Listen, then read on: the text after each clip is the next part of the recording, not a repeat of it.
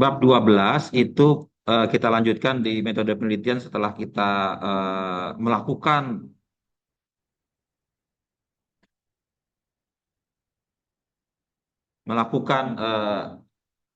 field data.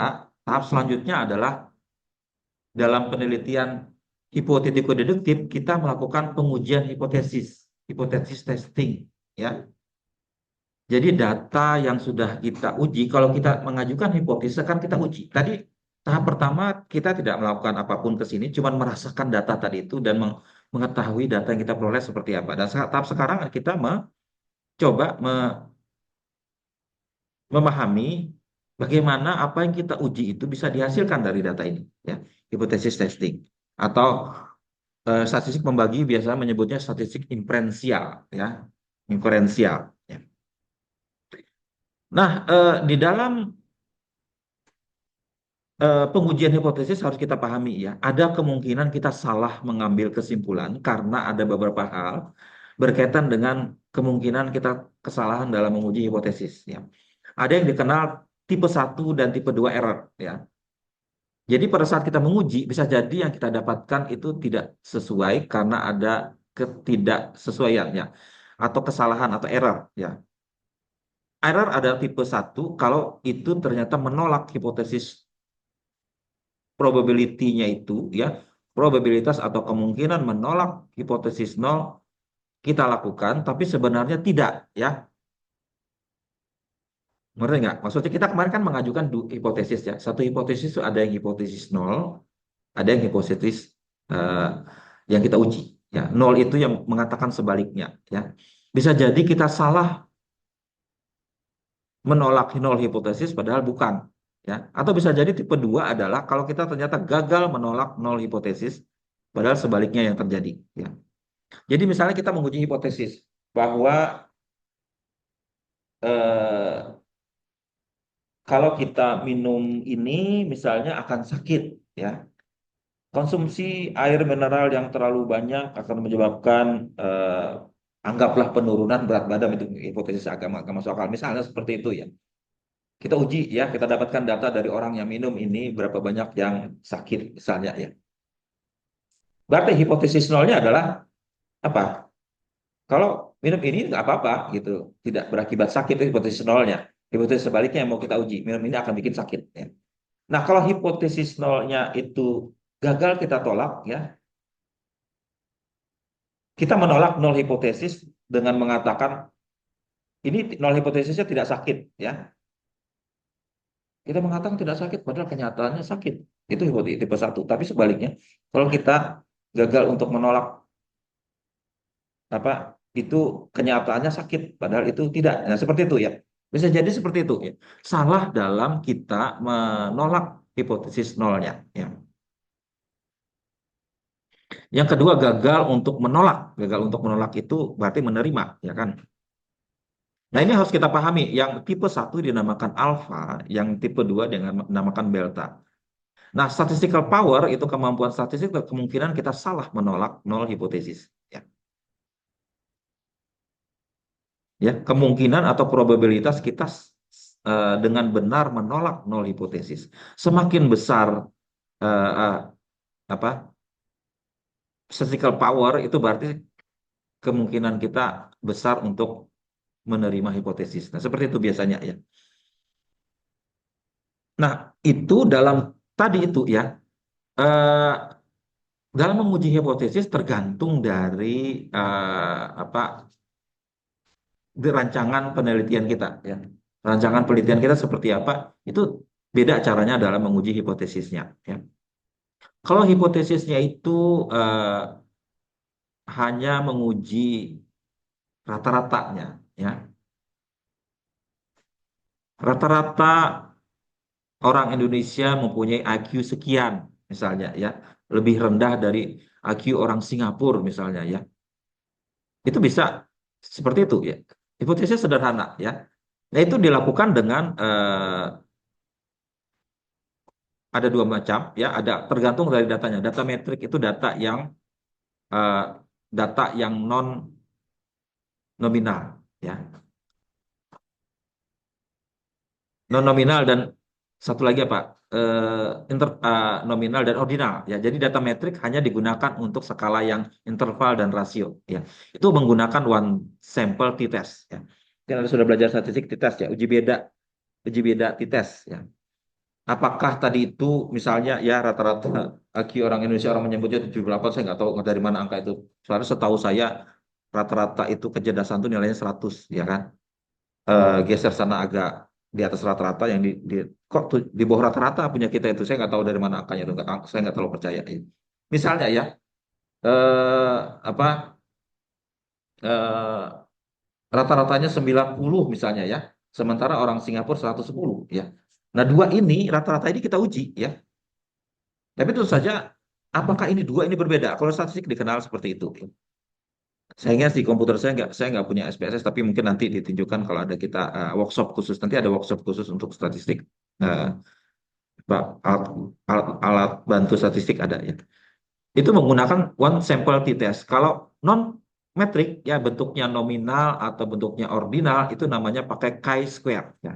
Tulisannya chi-square tapi baca bahasa Inggrisnya chi-square ya. Itu proporsi ya. Kita tidak menguji mean tapi menguji proporsinya atau modusnya tadi itu ya. Di kelas ini lebih banyak laki-laki atau perempuan dibanding kelas sebelah misalnya ya. Itu pakai itu tadi itu ya. Pakai chi-square ya, menguji berapa banyak misalnya ya. Kemudian kalau hipotesis itu berkaitan dengan dua dua mean ya, dua mean ya, itu sorry yang tadi itu single mean, sorry. Single mean itu satu saja yang diuji ya. Apakah ini berbeda apa eh, kalau yang tadi dua yang saya misalnya kelas A dengan kelas B saya bandingkan ya, itu itu two two related means ya. Itu dengan independent sample t-test atau pakai chi-square ya, atau related sample pakai per sample t-test ya, per sampel itu sampelnya harus sama ya, berdampingan seperti itu ya. Kalau several means ya dari lebih dari dua ya, itu memakai one way analysis of variance ya, lebih dari dua ya kalau metriknya. Tapi kalau non metrik tetap pakai chi-square. Misalnya kita membandingkan means dari beberapa kelompok lebih dari dua ya. Misalnya ya ada means untuk rata-rata pendapatan per kapita, pendapatan orang di 34 provinsi misalnya. Itu tuh nggak harus kita lakukan pakai hipotesis yang eh, selain t-test ya, pakai ANOVA namanya ya, Analysis of Variance. Kemudian kalau datanya itu banyak, ada independen dan ada dependent variabel, kita memakai multivariat teknik ya.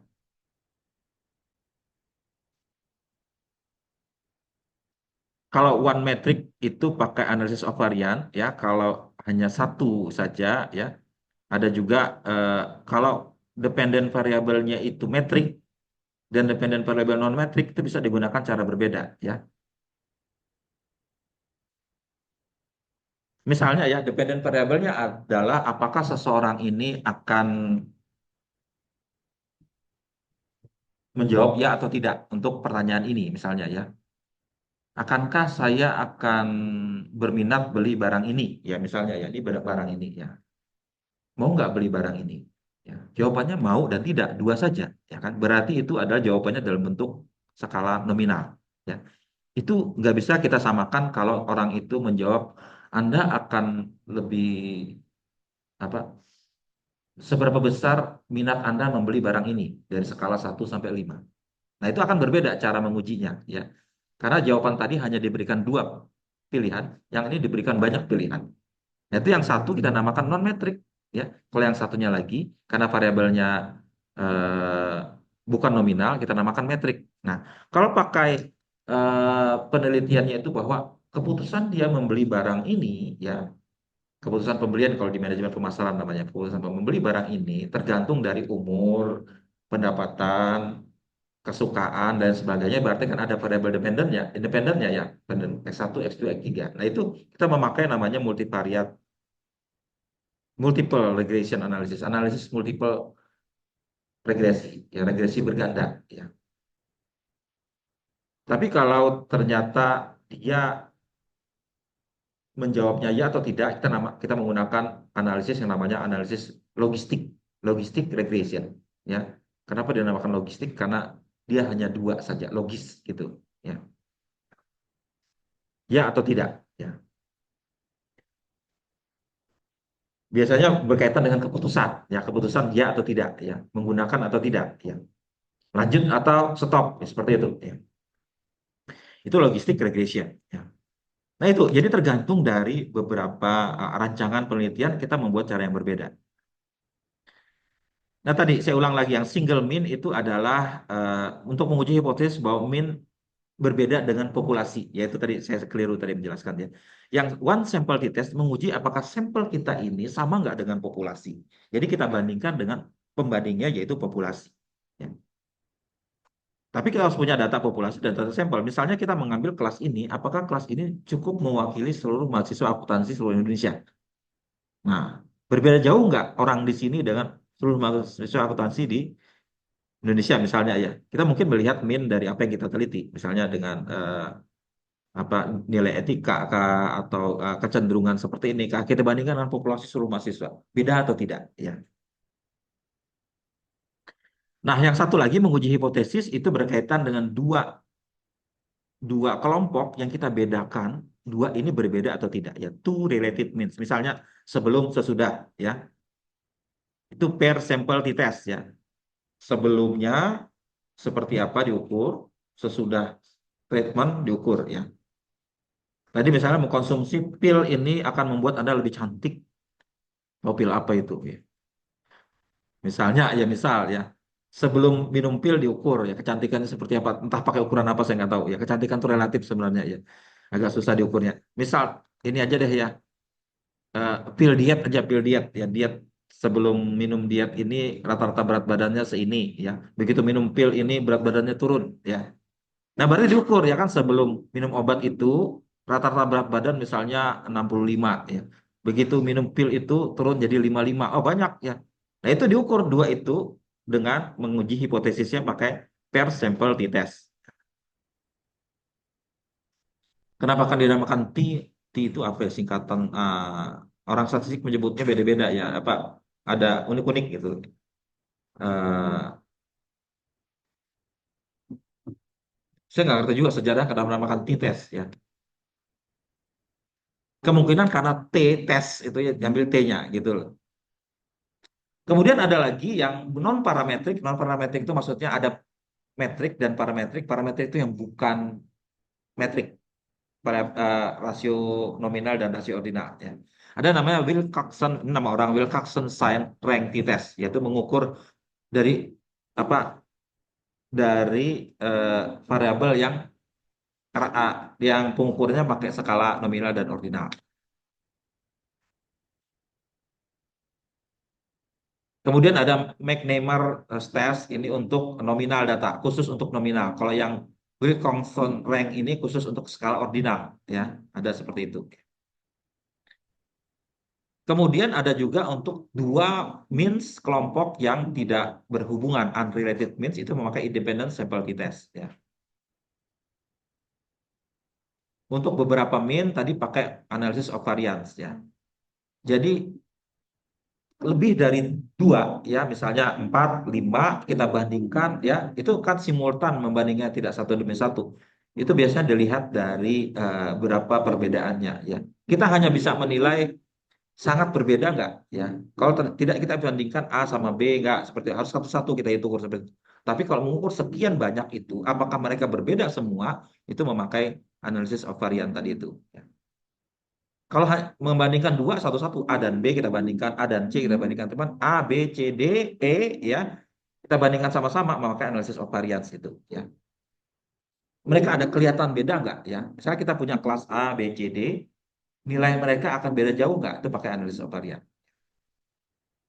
Kemudian analisis regresi itu umum yang sudah banyak kita kenal ya. Regresi itu bila ada independen variabel satu metrik ya mempunyai efek terhadap dependent variabel yang metrik juga ya metrik itu skalanya skala interval dan rasio. Ya. Satu saja, ya. Kalau ada satu saja dari independen variabel ini metrik, ya, dan dependennya metrik, itu kita memakai analisis regresi. Kita bisa tambahkan variabel lain yang selain itu, ya. Kita tambahkan skala nominal dan ordinal boleh, tapi harus ada satu yang ada variabel metriknya di antara variabel independen tersebut, ya. Misalnya kita mengukur pengaruh umur, jenis kelamin, umur dan eh, sorry, umur dan tingkat pendapatan terhadap keputusan pembelian misalnya ya. Nah, umur kebetulan skala rasio yang 0 sampai tak terhingga ya, manusia tapi punya batasan 100 tahun dan maksimal, tapi umumnya anggaplah tak terhingga ya. Itu sudah merupakan independent variable yang bentuknya matriks. Ketambahan variabel jenis kelamin itu variabel nominal boleh ditambahkan. Tapi dependent variabelnya yaitu minat untuk membeli misalnya itu adalah skala yang metrik sifatnya dari 1 sampai 5 atau 1 sampai 10 ya. Kita pakai regression analysis ya, analisis regresi. Nah ini scatter plot ya, ini contoh tadi yang scatter plot itu tadi itu ya titik-titik di mana pada apa angka itu ada ya. Kelas ini saja dibikin scatter plotnya bisa macam-macam ya kan. Berdasarkan matriks atau ininya apa sumbunya sumbu X dan Y-nya ya. Itu bisa dibuat matriks seperti ini ya. Scatter plot ya. Kemudian simple linear regression itu hanya X satu saja, Y satu saja ya. Itu dibuat scatter plot seperti ini kita bisa buat eh, dugaan dari sini ya kan. Kita lihat polanya. Nah, kita bikin garis yang menunjukkan pola ya. Garis yang mewakili nilai tengah dari semua titik-titik itu ya. Regresi itu tujuannya tadi mencari pola dari semua data yang kita susun dalam bentuk grafik seperti ini ya. Nah, kelihatan polanya adalah naik ke atas. Jadi semakin tinggi X ya, maka semakin tinggi juga Y-nya ya. Nah, kita buat garis itu sebagai persamaan ya. Persamaannya adalah Y sama dengan ya, karena ada titik tengahnya itu ya. Dia tidak dimulai dari nol, tapi dimulai dari titik tertentu dalam sumbu Y-nya itu. Maka itu dinamakan beta nol, titik interceptnya. Kita menyebutnya intercept karena itu mengintersepsi sumbu. Ya, intercept itu namanya. Ya. B0 tadi itu ditambah dengan ke kecuraman dari garis itu. Nah, kecuraman dari garis itu dari X ke berapa kalinya X ini akan menyebabkan Y. Nah, itu kecuraman ya. Kalau ternyata angka beta satu ini tinggi itu curam naik ke atas. Kalau dia rendah hampir mendatar ya. Kalau dia justru nilainya negatif turun ke bawah ya. Jadi kalau positif dia naik ke atas, kalau beta satunya nilainya negatif itu curam ke bawah. Bisa jadi seperti itu ya. Ini garisnya ya. Kemudian ada terakhir dinamakan error. Error itu rata-rata penyimpangan dari semua variabel ini ya. Nah, ini B satunya itu adalah kemencengan atau slope ya. Slope kita namakan slope ya. Slope tiap satu itu satu X berapa naiknya Y itu adalah slope-nya ya. Seperberapanya X Y itu naik. Nah, ordinary least square ya itu maksudnya adalah estimasi tentang apa rata-ratanya itu kita menamakan OLS ya, ordinary least square, yaitu maksudnya berapa rata-rata kuadrat dari terendah yang ada ya. Nah, errornya itu adalah tadi itu yang saya bilang errornya itu adalah penyimpangan dari masing-masing titik terhadap garis tengahnya. Itu adalah errornya. Itu dibuat rata-ratanya ya. Dibuat jumlah ininya dikuadratkan dan dijumlahkan. Nah, ini contoh output dalam bentuk regresi. Ya, ini mungkin kalian banyak hampir semua kayak membuat regresi nantinya ya. Ini adalah output dari SPSS yang menjelaskan hasil regresi. ya. Eh, Biasanya tabel pertama adalah model summary, ya. Model summary itu model kita itu akan punya R square. R square itu dari statistik kalian sudah belajar ya kan. R square itu adalah berapa persen, ya. Model yang kita buat itu menerangkan hasil, ya. 0,84 berarti 84% penyimpangan dari Y itu disebabkan oleh X, ya. Kemudian tabel ANOVA itu tabel regresinya yang menjelaskan tadi itu persamaannya tadi, ya. Persamaannya tadi berarti eh, apa? Sorry, ini F-test. F-test ini ANOVA ini menunjukkan model tadi itu memang bagus atau tidak, ya. Jadi mean square-nya itu harus signifikan, ya. Ini F ini nilai F-testnya, ya. Yang ini adalah signifikansinya, ya. Signifikansi maksudnya presentasi bahwa ini akan eh, apa tadi ya, eh, presentasi bahwa ini secara salah menolak hipotesis tadi itu, ya. Kemungkinan dia salah itu sekecil sekali, ya. 0,00 hampir mendekati nol, ya. Kemungkinan modelnya ini salah bisa terjadi seperti itu. Nah, ini koefisiennya untuk mencerminkan tadi itu, ya, eh, mencerminkan ini nilai konstannya adalah intercept tadi, ya, beta satunya 34, sedangkan slope-nya 0,52, ya. Kalau konstannya itu signifikan, ya. Signifikan itu maksudnya kalau mendekati nol itu berarti kemungkinan salahnya sedikit, ya. Sederhananya, bahasa sederhana seperti itu, ya. Semakin mendekati nol itu semakin bagus karena kemungkinan salahnya sedikit. Kalau mendekati satu atau lebih dari satu, tidak dinamakan signifikan karena kemungkinan salahnya besar. Itu maksudnya, ya.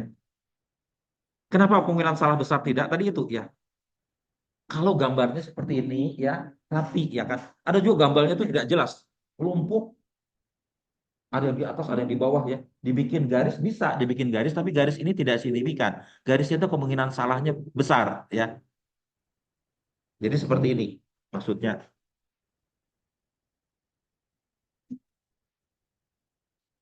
Jadi kalau garisnya itu, ya, ini nggak jelas polanya, ya. Jadi kayak gini, bisa aja dibikin gambar seperti ini, tapi salahnya kira besar, ya. Yang di ujung sini ada, yang di atas sini ada, ya akan salah. Errornya semakin banyak, ya. Errornya semakin banyak. Beda dengan gambar yang ada polanya seperti ini. Nah, ini errornya dikit saja, ya. Errornya dikit saja. Melesetnya dikit gitu. Melesetnya dikit. Oh, ini bisa jauh sekali. Dispersinya sangat banyak, ya. Jadi ini bisa terjadi tidak signifikan, ya. Signifikansinya mungkin bisa. Signifikansinya mungkin eh, kurang dari 0,00. Ini mungkin lebih dari 0,01 gitu. Jadi kemungkinan salahnya besar ini, ya. Jadi penyebaran dalam plot scatter plot tadi itu menunjukkan itu signifikansi. Semakin bagus gambarnya, ya, maksudnya gambarnya itu mendekati di garis ini itu semakin bagus. Ya, berarti polanya hampir kita bisa duga. Tapi kalau polanya nggak berantakan seperti tadi, itu berarti nggak bisa kita temukan sama sekali bahwa itu punya signifikansi yang besar. Nah, kebetulan gambar yang ini, ya, ini yang kita gambarkan ini berarti ini signifikan, ya. Signifikan berarti dia mencerminkan sepenuhnya pola yang ada di hasil itu, ya. Jadi hasilnya seperti ini. Kalau kalian penelitian misalnya tadi itu, ya, apakah ini apa ya, ini tadi itu, ya, physical attractiveness terhadap apa tadi?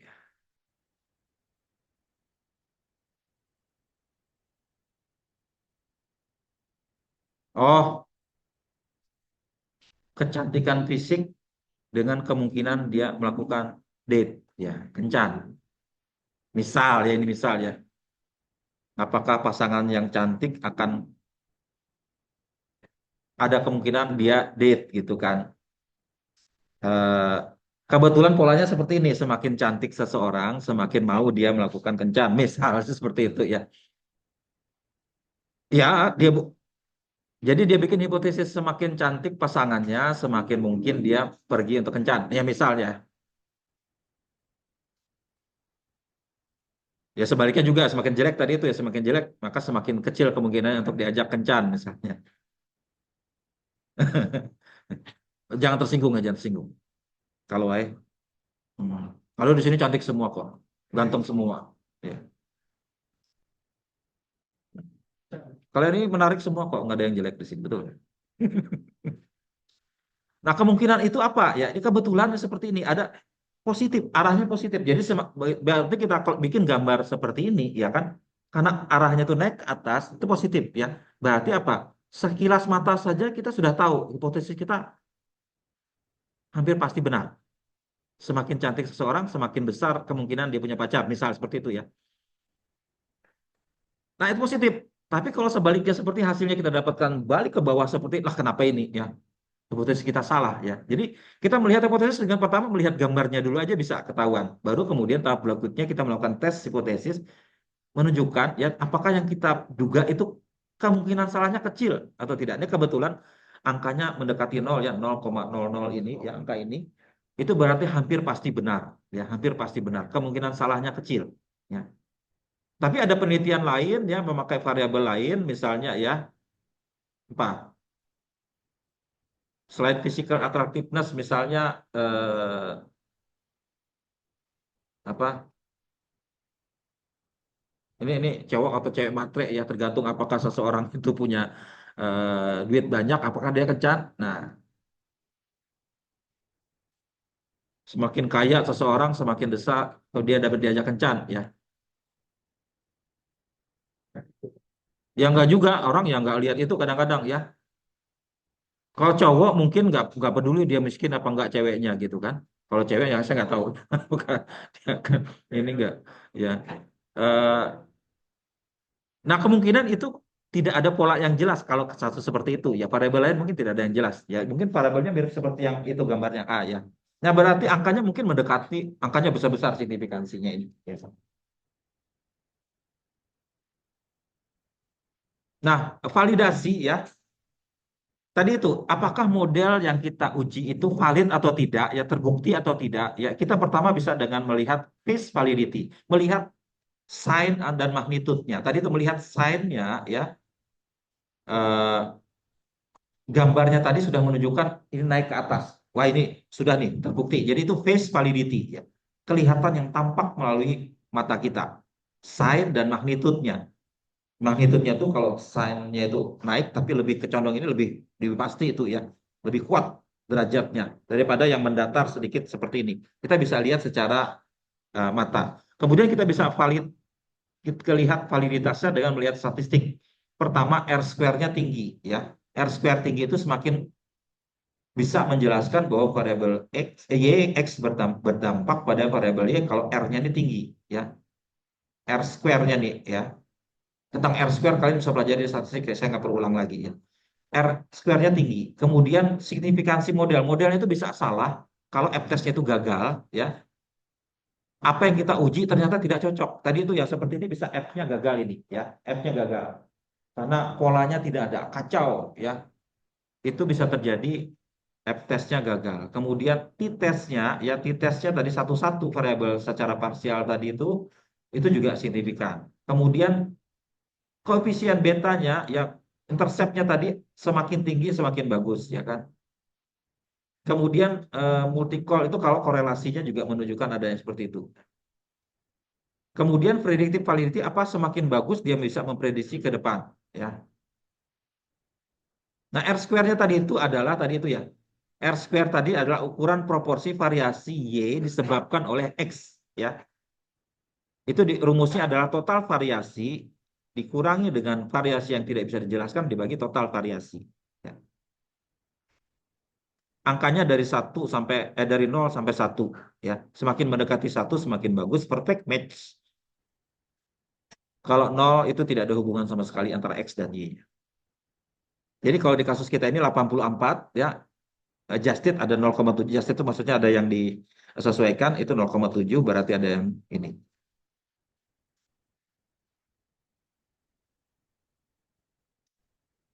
Nah, itu 84 yaitu kemungkinan untuk berkencan itu bisa diterangkan dari seberapa menarik seseorang secara fisik, ya, physical attractiveness, ya. Bisa diterangkan 84%-nya, ya. Tapi jangan jangan bersedih juga kalau angkanya itu kecil, ya. Kalau penelitian akuntansi dan pasar modal umumnya angkanya tidak besar, ya. 0,1, 0,2. Kenapa? Karena variabel penyebabnya banyak. Misalnya harga saham itu banyak sekali, ribuan variabel yang akan berdampak ke situ. Makanya kalau kita hanya mengambil satu dua variabel, angkanya kecil sekali karena itu hanya sebagian kecil dari seluruh kemungkinan selama 1 tahun. Dari detik ini sampai detik setahun mendatang, itu akan banyak variabel yang terjadi. Kenapa itu dinamakan kecil? Jadi kalau penelitian pasar modal orang tidak melihat itu angkanya besar, jadi nggak berarti penelitian. Bukan, ya karena memang variabel penyebabnya itu banyak. Kita hanya menguji sebagian kecil saja, sehingga menyebabkan R square-nya tidak besar. Tapi kalau penelitiannya penelitian, misalnya penelitian di manajemen, ya penelitian keperilakuan, itu mungkin angkanya lebih besar. Karena kita bisa menduga keputusan manusia kan nggak sekompleks itu, ya. Keputusan membeli barang, misalnya sederhana saja, nggak sampai ribuan penyebabnya, ya. Membeli barang ini mungkin dari 4P, eh, harga, lokasi dan sebagainya mudah menerangkannya, ya. Mungkin variabelnya cuma 5, 10 paling banyak, ya. Bisa diterangkan jadi R square-nya bisa tinggi, ya. Nah, ini yang H0 dan H1 tadi itu ya. Ini tes statistiknya tadi sudah dijelaskan juga. Nah, ini bentuk lain, ya.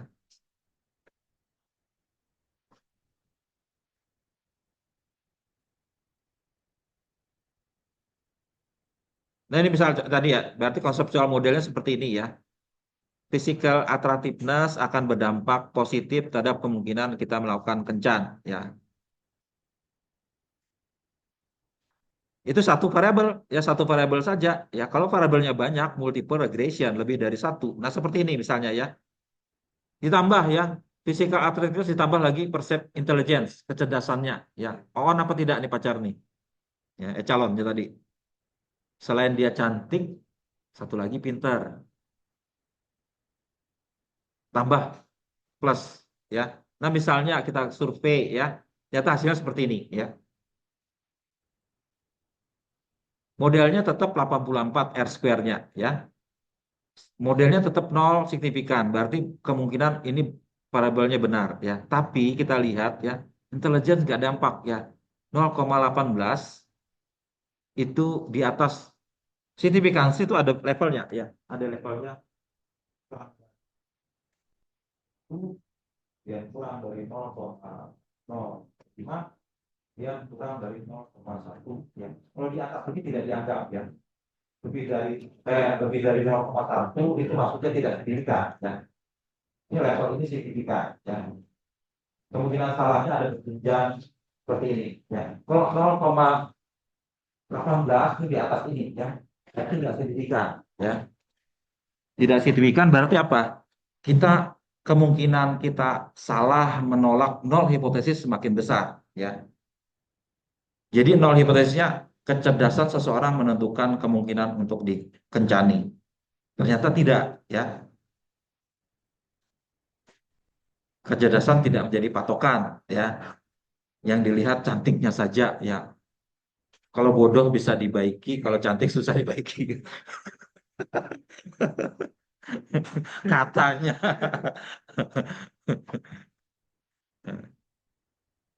Itu katanya dia, ya. Tapi kecenderungan seperti ini, ya, bahwa dia bodoh-bodoh, bodoh amat, biar aja dia bodoh-bodoh. Awan-awan dikit nggak apa-apa, ya kan, yang penting cantik gitu kan. Itu bisa seperti itu 0,18, ya, 0,18. Tapi kalau kecantikan kayaknya tetap signifikan, ini harus kayaknya ini gitu, ya.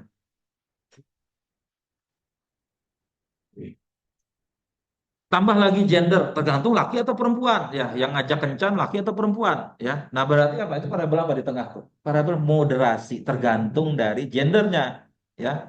Laki apa perempuan ininya, ya. Ternyata kalau laki penting, ya. dia pintar. Kalau laki-lakinya on, ah susah, nggak nyambung. Itu ternyata penting hanya untuk laki misalnya ya seperti itu ya. Nah moderasi berarti kita tambahkan satu variabel ya di tengah-tengah itu yang berdampak terhadap hubungan dua itu ya. Nah kalau kita tambahkan moderasi hasilnya seperti ini ya. Hasilnya ternyata semakin tinggi. Tadi 84 kan, sekarang jadi 91. Berarti memang ada variabel berikut yang ditambahkan lebih menjelaskan hal tersebut ya. Nah, ternyata tadi itu ya. Ini kita lihat ya. Kalau moderasi ditambahkan berarti ada perkalian antara PI tadi itu ya. PI tadi apa tadi? Physical. Gender ya PI tadi perceived intelligence ya.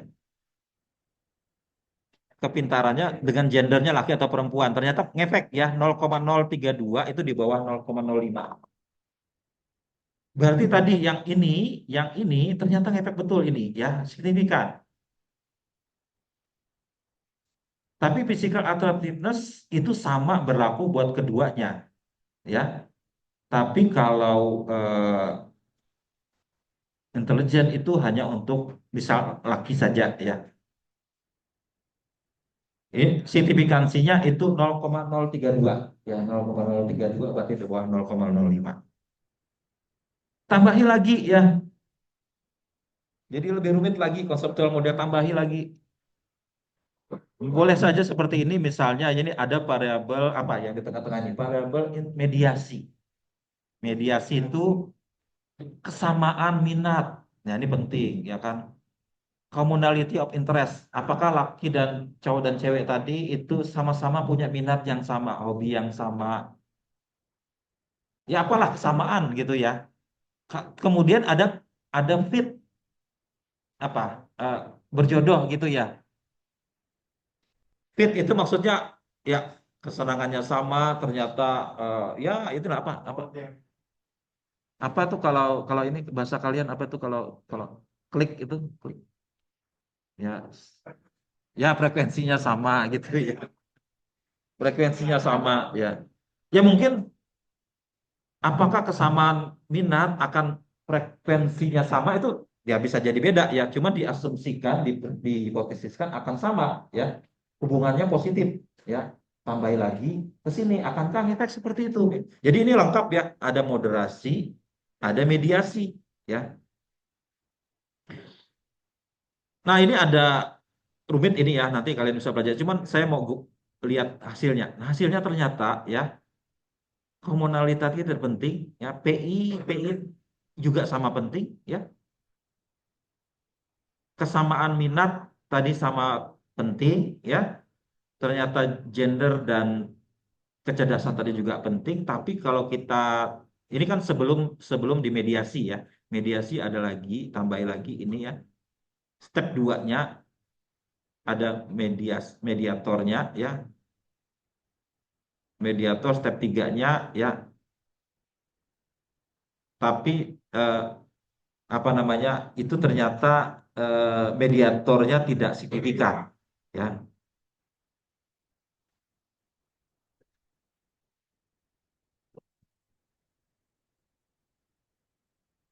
Oh sorry, mediator tetap signifikan ya.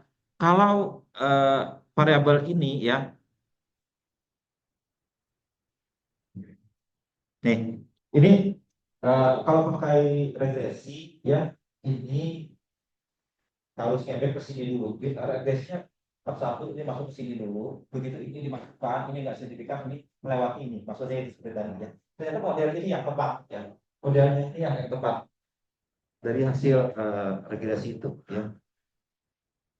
Jadi model dia bahwa kecenderungan seseorang untuk dikecani pertama syaratnya adalah dia punya menarik secara fisik. Kemudian pintar apa tidak tergantung dari gendernya, laki atau perempuan. Ya, laki-laki harus cerdas. Ya, kalau perempuan cerdas nggak apa-apa tadi itu biarin aja. Asal tadi punya minat yang sama ya, minat yang sama, kemudian frekuensinya sama. kecenderungannya akan jadian. Itu diuji sama statistik ya, benar seperti itu ya. Nah, penelitian kita juga seperti itu ya. Kita menguji apakah model kita itu tepat nggak dengan data yang kita peroleh ya. Kita uji secara statistik ya, seperti apa. Oke, itu berkaitan dengan hipotesis testing ya, pengujian hipotesis dengan memakai berbagai macam alat, terutama alat statistik yang kita sesuaikan dengan model dan juga disesuaikan dengan variabel yang kita uji itu apa bentuknya. Ada variabel nominal dan sebagainya ya, variabel ordinal, interval atau rasio. Oke, ada pertanyaan?